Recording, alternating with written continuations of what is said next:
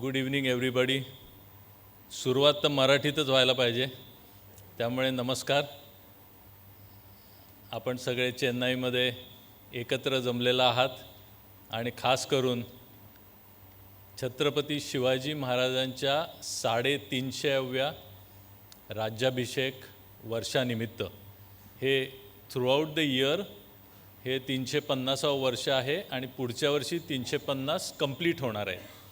त्यामुळे आपण हे सेलिब्रेशन करत आहात त्याबद्दल आपले खूप खूप आभार आणि शुभेच्छा, आणि हे चांगले कार्यक्रम होतील अशी माझी अपेक्षा आहे. I will start with my speech on the topic that has been given to me. Distinguished dais, colleagues on the stage, all the organizers, Maharashtra Mandal committee members, and Indoianalytics who have invited me for this function. I am highly obliged. So, it has been 346 years since my ancestor, Sir Senapati Hambirao Mohite, joined Chhatrapati Shivali Maharaj on 3rd of October when they both visited Chennai and performed puja at Kalikambaal Temple. So it's a great honor for me. After 346 years, I am standing before you and narrating their journey and the story. And this story is everybody's story. This is not just story of Chhatrapati Shivaji Maharaj or Hambirao Mohite. I think the efforts and the contribution of every Indian at that time, and not just Maharashtrian, is commendable, and you will see that. 350 years ago, in this year that we are celebrating, Coronation took place of Chhatrapati Shivaji Maharaj was not an ordinary event. It was also not an event of Maharashtra or only of Marathi people. It was an event for our nation, and it was absolutely a turning point in the history of India. And you will soon realize this as we unfold and we move forward in our discussion. So today's topic is what we are going to discuss about Dakshin Digvijay, and my distinguished colleague Prafullaji is going to touch upon many other aspects, so I won't delve into each and every aspect of Chhatrapati Shivaji Maharaj's reign and his charismatic personality and character, but I'll mostly try and stick to the the preceding events and the latter impact of the Dakshin Digvijay. So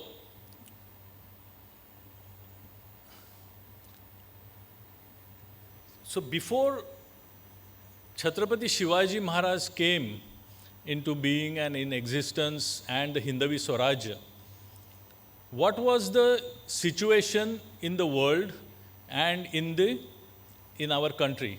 We need to understand that. The most important fact of the matter is that the spread of Islam, between 622 to 800 AD, so almost 180 years, almost you see Saudi Arabia there, you see Iran, which was Persia, then Northern Africa, and then Turkey and some other areas. And what you don't see on the right-hand side is where the Sindh and India is. So this is what the situation was by 800 AD. After 800, I'm sorry, BC, that's by mistake, but 800 AD, this was the situation as far as Indian states were concerned and the Indian sovereign states. Give and take few here and there. But we had Delhi, which was the biggest empire. Then we had Gujarat, Karnavati. Then we had Chandela, Malwa, Assam, Bengal, Kalinga, Yadavas, Kaktiyas, Hoysala, Chola, Pandya. Now this I am talking about before Vijayanagar. By 800, we started getting invasions from the northeastern side, which we all are aware of. But what happened subsequently, what initial 200 years, the simple invasions and looting and plunder got converted into actual acquiring of geographies. And you will be amazed that right from 1192 AD, when Prithviraj Chauhan, lost the battle and was killed, then Alauddin Khilji, Ranthambore, Chittor, Yadavas were attacked in 1300, and you see the sequence and the regularity of the attacks, and these were the attacks that were actually occupying the geography. That means they were occupying the land, our ancestral land, our country, and the entire politics and the administration of this motherland. 1490 Ahmednagar Nizamshahi, Golconda, Qutub Shahi, Vijayanagar, Mughal Empire, Babur established it in 1526, then Bidar's Nizamshahi, and all five of them together, they defeated Vijayanagar Empire. Vijayanagar was part of Hoysala, Chola, and Pandya. So that was what Vijayanagar Empire was. So that is what they defeated. So from 1190 to 1640, by the time the advent of Chhatrapati Shivaji Maharaj, you saw what our Indian states were, and this is including Kashmir, everything went under the rule of foreign invaders. And under this background, we have to understand the importance of Chhatrapati Shivaji Maharaj, Hindavi Swarajya, and your and my ancestors, what they did for this country. So what is important to identify here is that there was no sovereign state, Sarvabhauma Rajya. There was no sovereign state that remained and existed in India by then. These were kings, but they were called as zamindars or mansabdars or watandars. So these were the titles, and they were either the mansabdars or jagirdars of Mughal king, or they were of Adil Shah or Qutub Shah or some Nizam Shah. And this is what created a complete foreign rule. That's what we say. Why are we calling this a foreign rule? Why are we calling them as invaders? So most of them were first generation Turks or other countries we will see. Now under this background, in 1640, 45, give and take 3-4 years here and there, Chhatrapati Shivaji Maharaj, at the age of 16, stood up and he said, this won't go on like this. And that is what the difference is. Otherwise, another one king, another one map, mark on the map that, oh, we have one more king. No, sir. Ladies and gentlemen, the issue was this yellow marking that you see is all Mughal Empire. The brown color that you see is complete Adil Shahi, Nizam Shahi, and Qutub Shahi. And in this map, that green one are the Indian, the local kings, which is Vijayanagar Samrajya, which also in 1565, that was also finished. So everything 100% virtually was under the foreign rule. Now, this is what remained. Imagine gradually from 1190 to 1640, gradually we were under the foreign rule. And when Shivaji Maharaj took over, we all know that he started from scratch. But now we have to fast forward a bit. So I have started, and this slide explains you, when Aurangzeb became Badshah in 1658. So he became the emperor of Mughals at Delhi, and he took the reins after killing his brothers and imprisoning his father. And what was the situation at that time? So the Subhas, those today we call states, right? So it was Subhas, so regions. So Aurangzeb had 16 Subhas. So you can see here. So these were more than 16 regions, and they were equivalent to states, today's states. What did Shivaji Maharaj had? Just one. That also I cannot write 0. That's why it was not even a state. As you know, it was not even a state. But we can't write 0. So he had some, area under him. Mansabdars, vassal kings, that means the Mughals and the invaders who defeated our Indian kings, local kings, and made them vassal kings, Mandlik banavla, and other commanders who were the foreign commanders or the Indian commanders, Senapatis and all those, 2,700. What did Shivaji Maharaj had? 5 Deshmukhs and his friends. We know Tanaji Malusare, Yesaji Kanka. Who were there? What was their background? They were all Mavalas. They were all commoners. Did not have a great name and fame and background of military. So they were with him. But okay, let's accept he had 5 Deshmukh, Jedhe, Bandal, with him, Shirimkar, etc. Then cavalry. Aurangzeb had almost 15 lakh cavalry under his command, whereas Shivaji Maharaj probably had 5,000. Okay? Foot soldiers, Paidal, 15 lakhs. Now give and take, few thousand or up to lakh, but 15 lakhs, what Shivaji Maharaj had was 6,000. So Shivaji Maharaj did not have more than 10,000 force under his command. So geography, area-wise, so you also know that when we have a business, we have some kind of a activity or a state or politics that we say, oh, what is the area that we command? So 14 lakh square kilometers. This is an underestimation.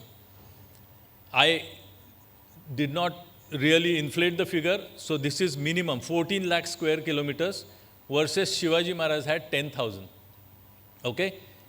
Aurangzeb's empire that he inherited was 132-year-old by the time he became Badshah.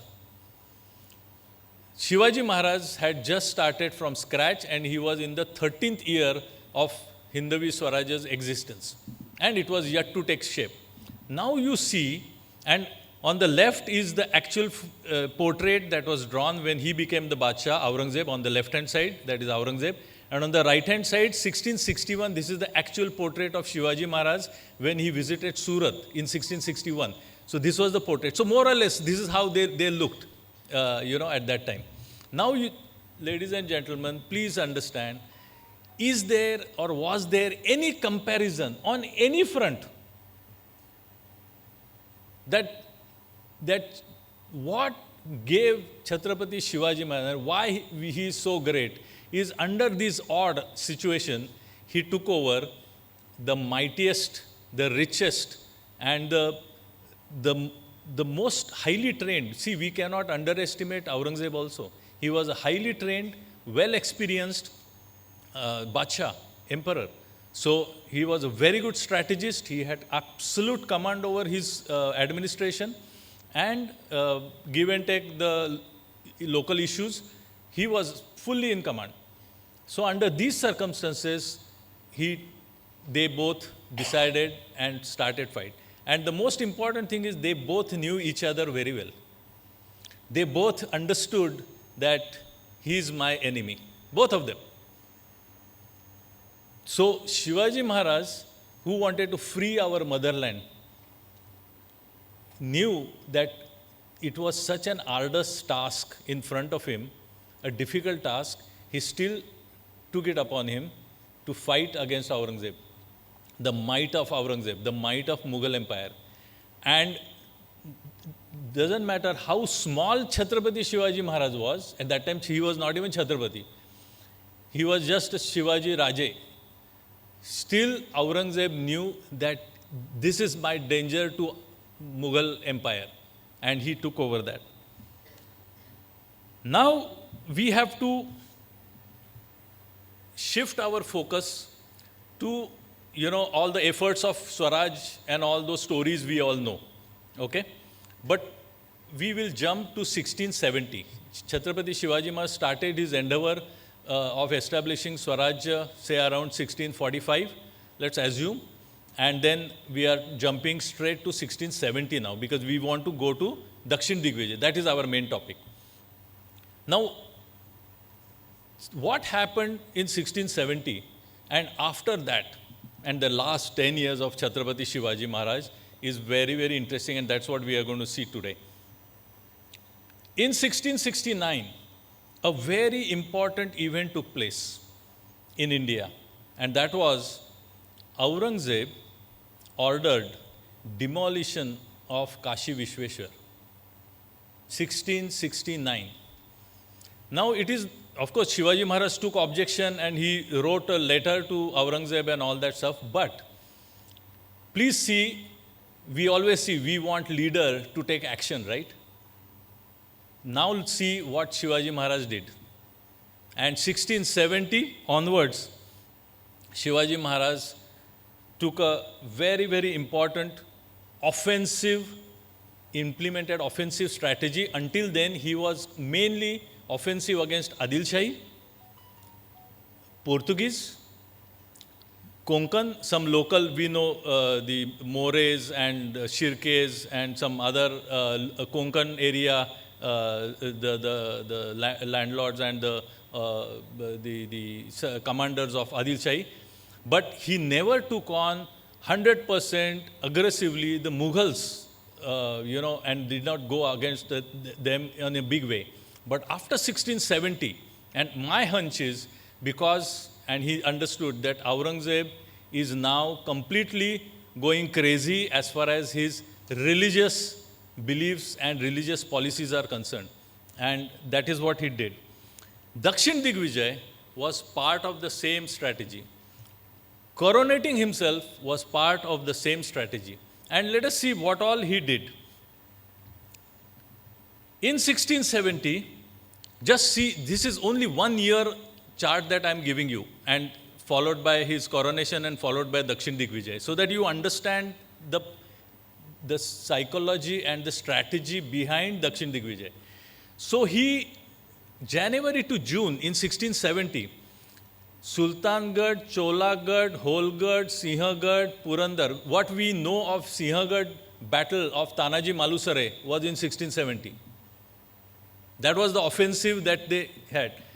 Purandar, Kalyan, Bhivandi, Lohagad, Hindola, Mahuli, Karnala, Rohida, etc. So these were, and some of these were the forts that he had to surrender to Mughals when Mirza Raja Jai Singh came in 1665.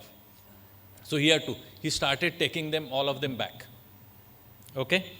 Then 3rd of October, again, so 3rd of October, it is not only the anniversary of Kalikambaal Temple, but it is also the anniversary of second plunder of Surat, 1670. 17th October, on his return from Surat, Vani Dindori battle fought on plain battlefield. Senapati Prataprao Guzar, Prime Minister Moropant, Commander Suryaji Kakade, and many others, they fought. Why this is so important?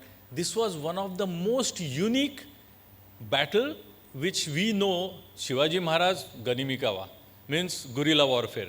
But this was fought on plains against the might of Mughals.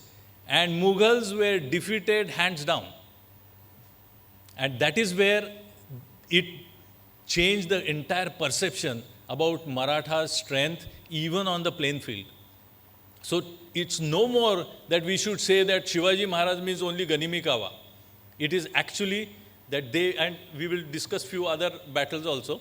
But today I'm not going to discuss too many battles because we are matured people and we don't want to get into glorifying our individual heroes. But few references I'm going to give.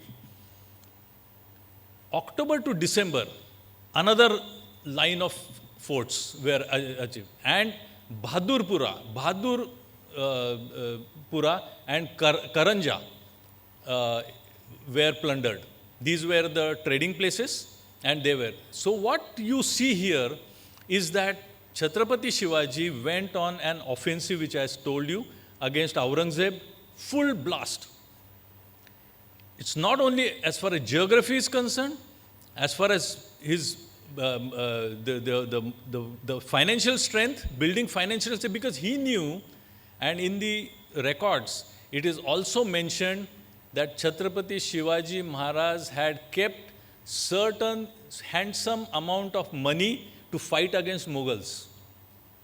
It was in his savings treasury, that if Mughals, I have to fight Mughals, then he knew that he needed money.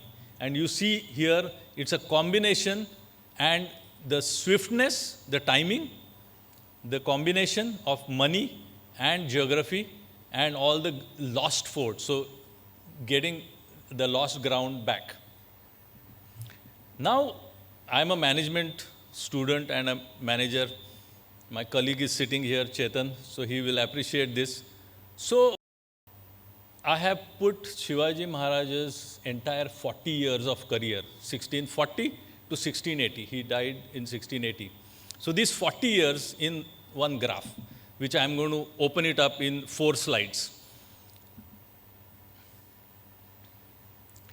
So look at this, 1640 to 1665. What is 1665? Is when Mirza Raja Jai Singh came, and he had to surrender. So you see a decline. So he had to surrender certain forts to Mughals. So he lost it. Now, as I told you, 1670, he started rising again. So 1670, we just saw the list of forts that he regained, right? Now,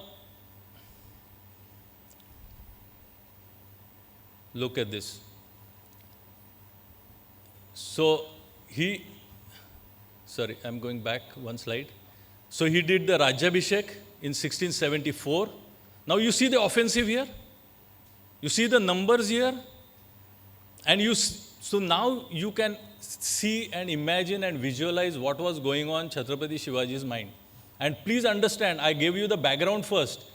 This was the first time, and this is part of Dakshin Digvijay. That red dot is Dakshin Digvijay. What Dakshin Digvijay did,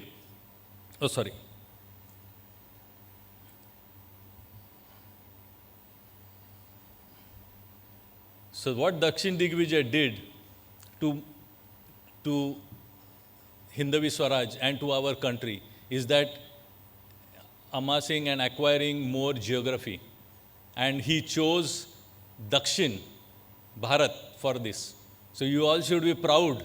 And there are n number of places where Shivaji Maharaj has reached, and he has been here. And we will touch base few today.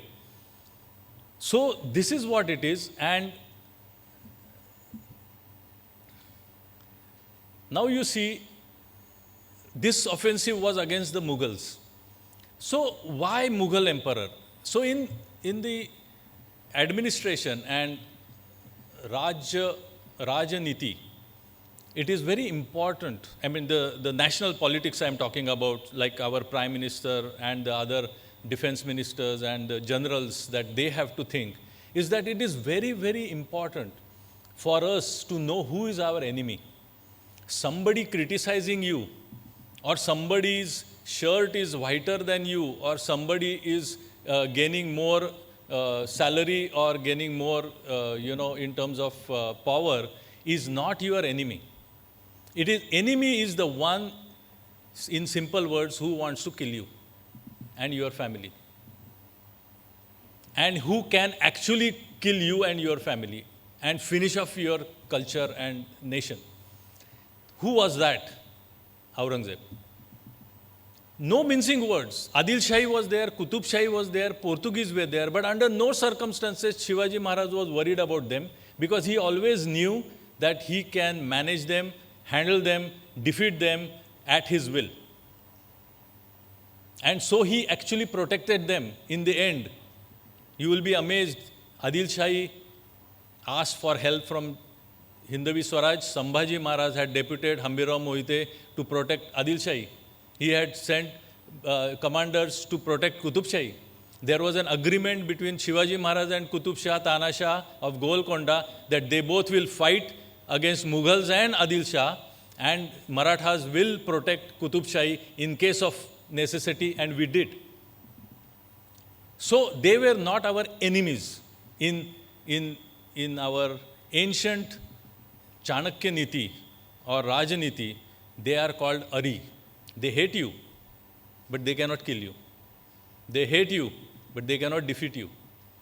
They hate you or they don't like you, but they will not be necessary that they will finish you. So they are called Ari. And then there are other kingdoms who are your Mitra, who are your friends. They will support you, some moral support, some actually military support, some will send you money, etc., etc. So these are the character. And Shivaji Maharaj was perfect. He was highly educated. See, there is a lot of disputes and debates about whether Shivaji Maharaj is literate or not. My own, that is not my today's topic, but I'll just give a passing reference. Chhatrapati Shivaji Maharaj, Sambhaji Maharaj, Hambirao Mohite, and many others were highly educated. How, maybe next time we will discuss on that topic. So now, why was Aurangzeb was his enemy and our enemy? Is because the type of politics that they were playing, the policies that they had, the justice system that they had. Do you know that the main chief Qazi used to come in imported from Damascus or from Turkestan or from Iran, and they were all following Sharia laws, and Aurangzeb wanted to implement Sharia law and Islamic law in India, pan-India. Okay? Foreign influence. All the Mughal emperors took pride in calling themselves Turks. So when you take pride in calling, suppose if I am standing here in front of you and if I start saying that, oh, I am proud of being Arab, where is my loyalty and affection to the motherland and to India? So under these circumstances, he knew that they were, so Shivaji Maharaj's all correspondence that is available, he has referred to Mughals as Turks. Turk. Dushta Turk. That is how he has referred. This is Shivaji Maharaj's words. Language. You know, I mean, India is rich of literature and language and whatnot. And you see, India was on a different path. We all were up in civilization, literature, religion, the drama, culture, temple building, philosophy, so on and so forth. And here is when everything was being abolished. You know that our Nalanda and Takshashila were destroyed. Why? Because what is not in their gospel or their religious text, it shouldn't exist. So they were trying to kill. The entire administrative language was Persian, even in Maharashtra. So by the time Shivaji Maharaj took over, the percentage of Persian suppose it's a Marathi language, and even Shivaji Maharaj, suppose, is writing to somebody in, say, 1650. And if he's writing to us or to his commanders or to his ministers, his letter, Marathi letter, though the script would be Modi, 75 to 80% of the words used to be Persian. So that was another thing. Culture and philosophy I just discussed. Foreign commanders. So who were the commanders? We saw 2,700. All 2,700 were not Indians. So Turks, Persian, Uzbek, Kazakhstan, Armenian, Afghans, slave commanders from Africa. Most of them were first generation commanders and the senapatis who were ruling over our people, local people. And obviously they would not have affinity. Some of them were nice. Some of them had some here and there examples of being benevolent and being very kind and being very, good. But overall, as a policy, this is what was happening. Religious policies and vision. Religious policy, one line, simple: I want Islam to be introduced in India, 100%. And that is what he was. Any action that he would take, he was moving towards, getting a religious sanction. When he killed Shivaji Maharaj, before that he took religious sanction, that what should we do with him? And then everybody said, yeah, he need to be punished, he need to be killed, he need to be tortured, he need to be this thing. And then as per the Sharia. And that is what was done to Shivaji Maharaj. Now Shivaji Maharaj, I understand, was enemy. Do you know the way Shivaji Maharaj was killed? In a similar fashion, his own brother was killed. And do you know why? Darashuko. Is because Darashuko was tilting towards Hinduism or Indian culture. He translated Upanishads and Mahabharats and so on and so forth, our scriptures, into Arabic and into Persian. And he was trying to study them and trying to bring in balance. And so he said, this is anti-religious. So he was also killed in the similar fashion the way Shivaji Maharaj was killed. And his head was chopped and was put on a sphere and moved around Delhi to display that this is what will happen if you follow the local culture. You understand religious policy? So we are fighting against this. Please understand. And what was our strength? Nowhere we were could be compared. Jizya and zakat. So jizya was for you visiting your religious place. You have to pay zakat. And it was very, very humiliating way that you had to. So that's a different story. Zakat is also same. Whenever a Hindu trader or a local trader would be trading commodities or any other agriculture produce from one state to another or one region to another, they had to pay extra zakat, means octroi. So under these circumstances, Chhatrapati Shivaji Maharaj, as you understood, that in 1670 he took a full offensive against Aurangzeb. Dakshin Digvijay was one of his objective. So what was the Uddesh? What was the reason for, and what was the importance of Dakshin Digvijay?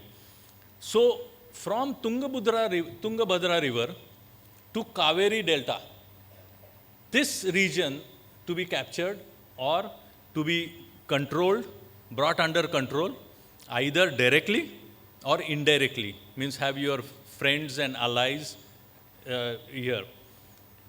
This to also create a strategic depth. We will see what is strategic depth. This is a typical warfare and a military tactic. Strategy. Create your vassal kings or friendly, kingdoms who would support you and you will protect them. And to also protect Golconda Qutub Shahi and Adil Shahi. Okay? But this entire mission was against Adil Shahi. So reduce him, but not eliminate him. So this was the strategy of Dakshin Digvijay. So Dakshin Digvijay, interestingly, in our history books, we have not read at all. I don't know if anyone here has read about Dakshin Digvijay. Ladies and gentlemen, this was the biggest, the longest, the most ambitious, most successful diplomatic and military expedition of Chhatrapati Shivaji Maharaj's tenure. It happened in his tenure. It was envisioned and planned by him. And we don't know about it. And you will be surprised to see where all he visited. So he chose Sir Senapati Hambirao Mohite to lead and to start this. So it was started by Hambirao Mohite and it was concluded by Hambirao Mohite. And that's why his role becomes very important. So interestingly, from Raigad, can you believe, Hambirao Mohite went to Nasik in opposite direction. And from Nasik he came down. But after entering Karnataka, which was the Adil Shahi area, he moved from Sampgaon, Torgal, Gadag, Elburga, Koppal, Raichur to Golconda. So Chhatrapati Shivaji Maharaj did not leave in 1676. he left after Koppal was captured. Koppal was, I'm sorry that green spot has moved, but that is Vijapur, you can see. So he encircled Vijapur from south and reached Golconda. Okay, who? Hambira Mohite. And this is what Chhatrapati Shivaji Maharaj's route was. And this is what Hambira Mohite's route was, which we saw. Now look at it as a military, and that green dot is Vijapur. Now you will be surprised what 1670 Shivaji Maharaj went head on with Aurangzeb. But in 1676, when he took up this Dakshin Digvijay, he had an agreement with Aurangzeb. He paid Aurangzeb 4 lakh of rupees as like a ransom or whatever you call it, and said, I have to settle some property dispute and matters in South India with my cousin. And so I'm going there. So here is 4 lakh of hons. Hons means that was the currency of Shivaji Maharaj. It was a gold coin, 3 rupees per coin. So he paid him. His commander was based in south, in about 100 kilometers south of Pune, called Bahadurgarh, near Daund. So Shivaji Maharaj stationed 5,000 cavalry soldiers with a commander with him, saying that if you need them, you can use them. But actually, they were kept to keep a watch on him. So he doesn't do any mischief. And he moved down. Hambira Mohite joined him at Golconda, and they entered this thing. And then right up to Kaveri Delta, on the border banks of Tanjavur, he reached. So you can see that map there. So how was his route and timeline? So you see January, February, I'm not reading the names of place, but Sri Shailam, 9 days he stayed, 7th April, 13th May, captured Jinji Fort, and rebuilding started. I urge all of you to please visit Jinji Fort. Okay, I'll show you the photograph. 25th May, siege of Vellore Fort, वेढा घातला 25 मेला, हे 1677चं बोलतोय. शेरखान लोधी म्हणून होता, आदिलशाही सरदार. He chased him and made sure that Arni and Arcot were captured. And you will be amazed. I don't know how many of you are aware Arni. Arni, yes. Arani. Okay, sorry for the pronunciation. Arani. So you will be amazed, in 1640, Shahaji Maharaj gave the Jagir of Arani to a family called Bhaskar Pandit. And can you imagine how long that Jagir lasted? Till 1947. And that family, I understand, is still there. I had gone there, but I could not meet them. But that's what I understand. So you can imagine that the Maharashtrians have been here for even before Chhatrapati Shivaji Maharaj came here. So then you have Tirumal Padi, which is on the banks of Kaveri, Kolidam River, which is tributary of Kaveri. And there is a temple, fort-like temple, called Sri Baidyanath Mandir. Shivaji Raje is sitting here. He took me there. And beautiful temple. It's like Shaniwar Vada. You know, so Shivaji Maharaj stayed there inside that temple. And the entire force was spread all across. And that's where he also met Venkoji Raje. Then on 3rd August, he went to Vruddhachalam. Then 3rd October, according to me, it was the first day of Navratri in 1677. Kalikambaal Temple, and he performed puja there. October to December, he returned back to via Belavadi in Karnataka, North Karnataka, where the ruler, a lady ruler of that place, built Shivaji Maharaj's temple with her idol, taking her son on his lap. And that's the kind of murti and idol it is there, while Shivaji Maharaj was still alive. So it's a beautiful temple. If anybody gets opportunity while driving down to Pune or Mumbai or Kolhapur, I think it's on the way. So this is how Chhatrapati Shivaji Maharaj's total journey was to Dakshin Digvijay. So you can see where all he visited. And there are many places. He corresponded with Britishers. He purchased some medicines and some things from Britishers. So there is he came all the way here next to British camp. So we saw this. So some highlights. Now this is when they entered Golconda. This is of course artist impression, but Shivaji Maharaj, as you can see, sitting on the black horse, and all his commanders, they were all given brand new clothes, very flashy clothes, very nice, which was very unlike Shivaji Maharaj, because our soldiers were always very simple. But this is what, because this expedition was taken after the coronation. What is coronation and what is Chhatrapati? It's like emperor. So what is Chhatrapati? What is emperor? Is that you are the Raja of the other Rajas. That means you are the Maharaj. So you have to take over certain territory and win over. That is why this expedition was called Digvijay. Like Ram and other people had done Rajasuya Yajna. So it was a tradition. So he was a Kshatriya. He used to feel proud to call himself Kshatriya Kulavatamsa. I can give a lecture on why he called himself Kshatriya Kulavatamsa, but today that is not our topic. But he followed our traditional Indian system of administration. So this is what it is. So just to recap, Chhatrapati Shivaji Maharaj was on this expedition for full 10 months, which is very rare. Okay? He personally traveled more than 3,000 kilometers. Personally traveled more than 3,000 kilometers. He took 55,000 soldiers with him up to Golconda. This is also very unheard of. Never in Shivaji Maharaj's history you will find that he has taken 55,000. Maximum 10,000. Maximum 15,000. That's it. So, but the 55,000.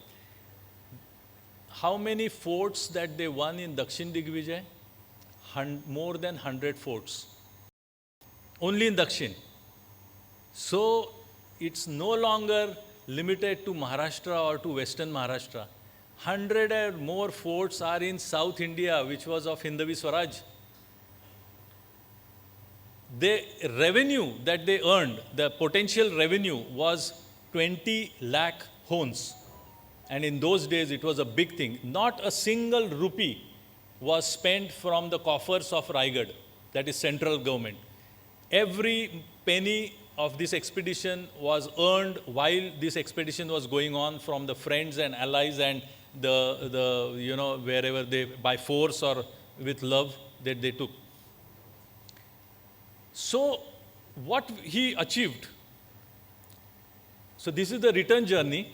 But now you see that the last dot on the at the bottom and the Raigad is on that red dot. This distance is 1,200 kilometers. Okay? Now, just one or two sentences on strategic depth. Do you know why Pakistan is trying to be friendly with Afghanistan? Is not because they are of the same religion. Is because Pakistan is a very narrow strip. If India attacks, they can fly from this end of Pakistan to the other end in less than 15 minutes. That is the width of Pakistan only.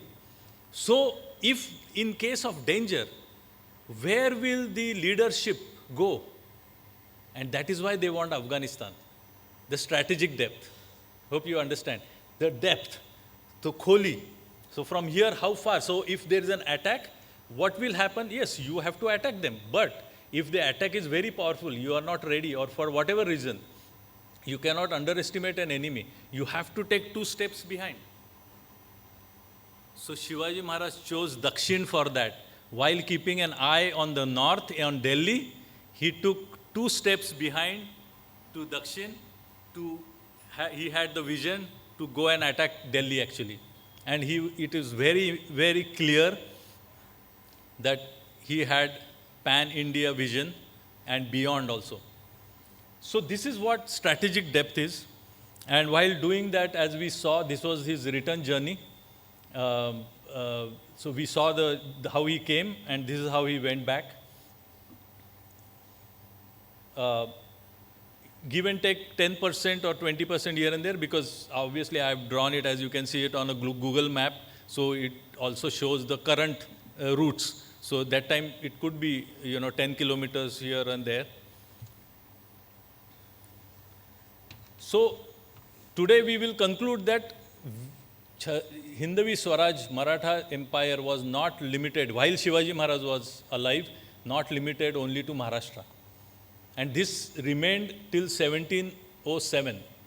Okay, so this arrangement was quite solid. Now we will see what happened as far as the forts were concerned. So this was the Koppal fort that we will see the strategy as far as the military achievements. Now we are talking about the long-term effects and impact. So Shivaji Maharaj had anticipated that Aurangzeb will come down in Deccan and try and annihilate Hindavi Swaraj.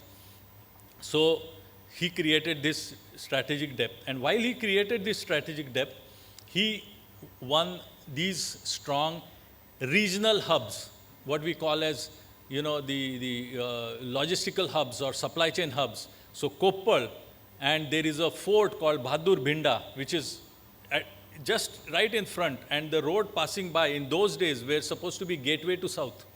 And that's how Adil Shah used to control this. So Hambira Mohite won and defeated Hussain Khan Miana. 5,000 military cavalry defeated 20,000 Afghan soldiers. And only 50 Maratha soldiers were injured. So you can see the military skills also. So it is not necessary that you have to fight with full force. Next, another amazing, Vellore. Do you know the area covered by Vellore fort is 120 acres. Marathas under Hambira Mohite's command won this fort without losing a single soldier. Without losing a single soldier. See, they just encircled, sieged it, and just stayed put there. And then that guy realized that he is not getting help, he is not getting food. He came and surrendered in front of him. This is Jinji. This is just one tower. Jinji fort is consisting of 3 main and 5 total hillocks. But this is Rajgiri fort. This is where this entire fort encircles 11 square kilometers. And Chhatrapati Shivaji rebuilt the entire 11 square kilometers ramparts and all the fortification to the extent that the Europeans, one of the French European who had visited, he said, even the Europeans will put their heads to shame. Is that well and super quality work that Shivaji has done. So this is what it is. Now what happened is that this depth was useful to the post-Chhatrapati Shivaji Maharaj, and the freedom struggle when Aurangzeb came continued for 26 years. Chhatrapati Rajaram Maharaj and Chhatrapati Tarabai, they performed outstanding leadership. They displayed outstanding leadership, and they were in captivity, not encircled, for 8 years, the longest siege in Indian military history, longest siege, and it is 180 kilometers from here. And they were here for 8 long years, and they were managing the Maratha Empire, entire empire from sitting here. 19-year-old Chhatrapati Rajaram Maharaj and 15-year-old Tarabai. Qutub Shahi and Adil Shahi were finished by Aurangzeb and his 4 to 5 lakh soldiers in just 2 years. 1886, Adil Shahi was finished. 1887, Qutub Shahi was over. And Hindavi Swaraj could not be eliminated, annihilated, even after 25 years. And the reason was Dakshin Digvijay. So it is that important because the entire 4 to 5 lakh soldiers of Mughals got spread out. Now here we are sitting, we can see each other. Now imagine if we all move into a football field. You know, that impact of a crowd and the concentration and the density will not be there. So that force will not be there. So they had, and we had 300 forts by then. And that is why, and out of them 100 were here. And do you know, for almost 4 years, Aurangzeb was based at Galgali next to Tungabhadra. It's not mentioned in history, I don't know why, but he was mentioned because he didn't know whether to go north or whether to go south. So he was, आपण म्हणतो ना दोडक्यासारखा लटकत होता. So he was hanging in between at Galgali next to Tungabhadra river for almost 4 years. So this is what Dakshin Digvijay did. Then, of course, this came handy to Sambhaji Maharaj, Rajaram Maharaj, Maharani Tarabai. And in Dakshin Digvijay, what was the best thing that happened was Santaji Ghorpade, Dhanaji Jadhav, and all the other administrators and many other, Manaji More, Sekoji Gaikwad, Suryaji Malusare, all the commanders were with Hambirao Mohite and Shivaji Maharaj. So because of that, they knew the terrain very well. They themselves had captured the forts. So they knew before Mughals came. So they knew the hiding places and everything. So that is where, when the Mughal force was completely spread out, they made sure that they were able to defeat 5,000, 10,000, 15,000 Mughals with just 500 or 200 soldiers. So this is what happened. And as I mentioned, Aurangzeb had to come down to the Galgali and stay there. Now,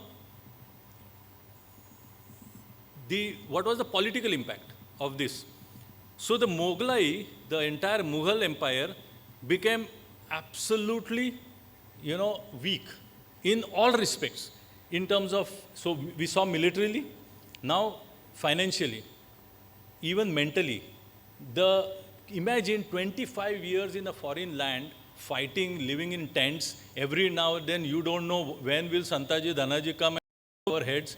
So everybody was scared. Nobody wanted to fight. There are poetry written in those days that send me anywhere, but don't send me to fight against Shivaji's commanders. So those kind of perceptions got created. And what was the situation as far as financial situation of Aurangzeb was concerned? Many of you are from business side, many of you are doing trading, manufacturing and other activities. So you know how finance is important. So 132 years, as we know, when Aurangzeb took over, then he spent another 40, 50 years surviving this thing. So he had 170 years of savings of right from Babur, Humayun, Akbar, Humayun, Shah Jahan himself, and many other things. Everything got over. Aurangzeb did not have money to pay salary to his soldiers. There was a salary which was pending when he died. So you can imagine what moral strength also those soldiers had. Nothing. So this is what they did. This is what Marathas did to Aurangzeb, the biggest, largest and the most strongest emperor of that time. So by the time in 1707, Aurangzeb died.